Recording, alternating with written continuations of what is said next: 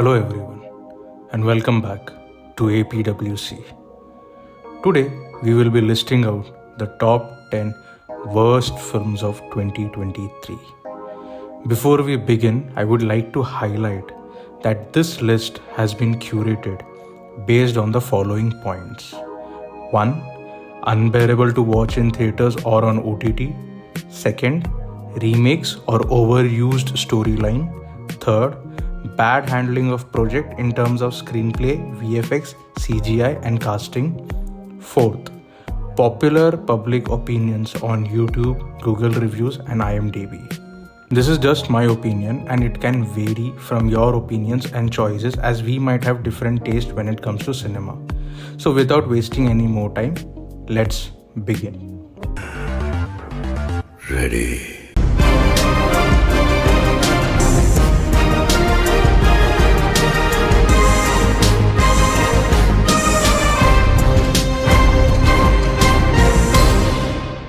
On the 10th spot, we have Ant-Man and the Wasp: Quantumania.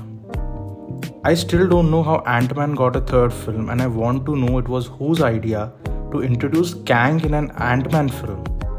The way they introduced He Who Remains and Victor Timely in Loki was fantastic, and to be honest, the portrayal of Kang by Jonathan Majors is the highlight of this film. But somewhere between heavy VFX and loose screenplay, the movie ends up becoming childish. It's as if we are watching a film made for children. This is the exact reason why I liked Doctor Strange in the Multiverse of Madness. It had its moments, but its VFX and storyline was amazing. Ant-Man and Wasp suffers from too many character arcs, boring screenplay, and mediocre VFX. I wanted to put the Marvels or the Flash, but they were a tad bit better than Ant-Man and the Wasp. Also, with the news of Jonathan Majors being fired from MCU because of his guilty verdict, has caused a huge blow to MCU, but can still be pivoted due to Loki Season 2 finale. Would like to see who is the next major villain in the MCU. Will it be Doctor Doom or will they recast Kang? Let's see. Moving on to number 9, we have Alone.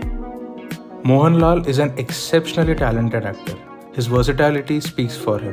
His previous works like Drishyam, Bro Daddy, Lucifer, 12th Man, etc. are so good. But then he goes and does films like Alone and Monster, which baffles me as a viewer. It really shocks me to see someone with so much talent end up doing such films. Although they had clearly mentioned the purpose behind this film, still it doesn't justify the sheer mediocrity of this film. Moving on to number 8, we have Agent. I was definitely pumped for this Akhil Akhineni Mammootty film as it looked way too classy and interesting. However, the film underwent several issues, and after the release, the makers and producers issued a statement saying our film is not up to the mark because of lack of bound script and challenges faced due to COVID. For this statement, I salute the team as they have taken ownership of their film's failure and proved a fantastic point that whether it is success or failure, we stand by our product.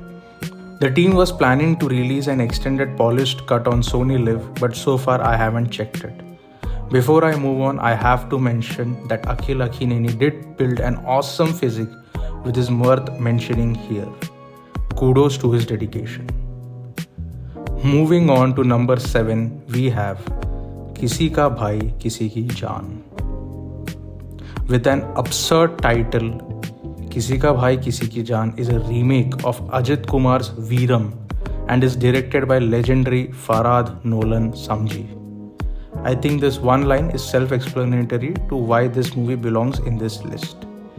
This is coming from a Salman fan. I still remember Bhaijan's comeback with Wanted in 2009, and then he went on making some exceptional whistle-blowing masala films like Dabangg, Ready, Bodyguard, Ekta Tiger, Kick, Bajrangi Bhaijaan. And now he is making films like Race 3, Dabangg 3, Radhe and Kisi Ka Bhai Kisi Ki Jaan. Why, bhai? Why? As an actor, I still feel Salman Bhai has potential. But looks like in his recent flicks, he isn't even trying to act.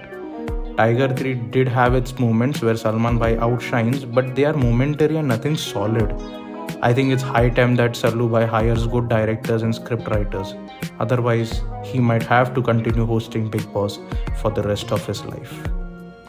मैं आ जाऊं क्या अपनी पर? अब मैं बोलता हूं तेरे को, मिल मेरे को कई बार. Moving on to number 6, we have The Lady Killer.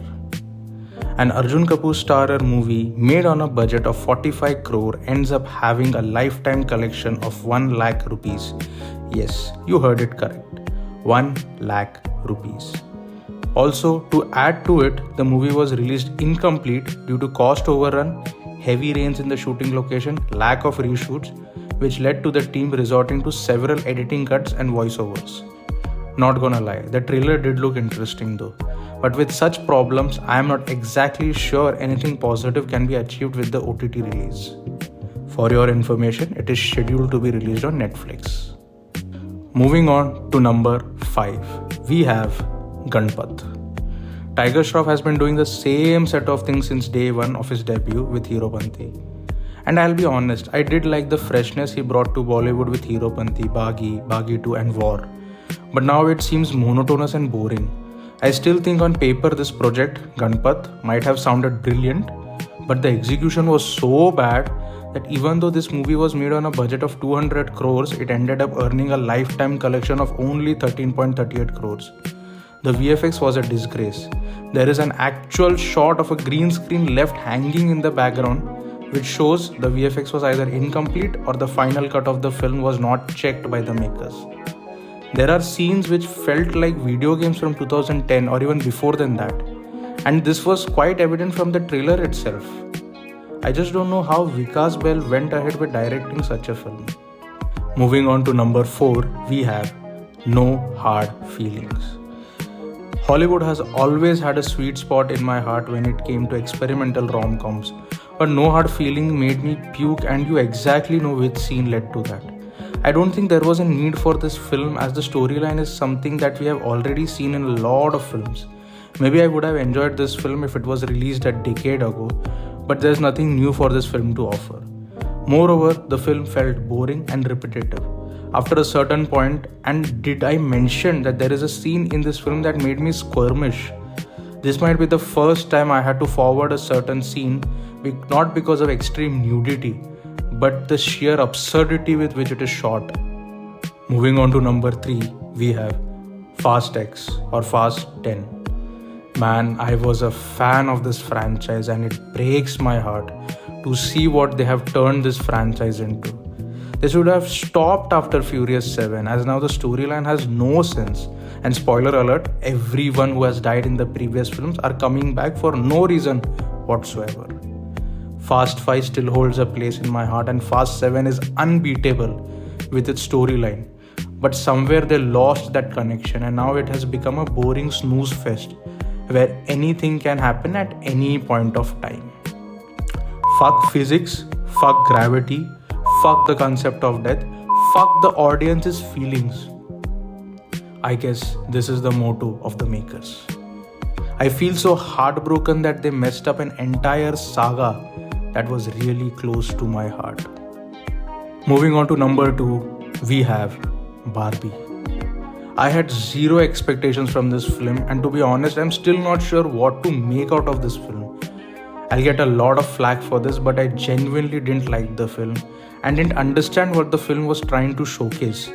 I watched Oppenheimer in a packed theater, and there were people in the adjoining theater watching Barbie, and surprisingly that was packed as well. I have no hatred towards the film, and I genuinely tried to watch it. I put in a lot of efforts, but I just couldn't watch it. Moreover, the news of it surpassing Oppenheimer and making $1.442 billion is the main reason why I have kept it on number 2 in this list. Come on, let's face it, Oppenheimer was way superior than Barbie. Before we take a look at the number 1 spot for the worst film of 2023, let's have the honorable mentions.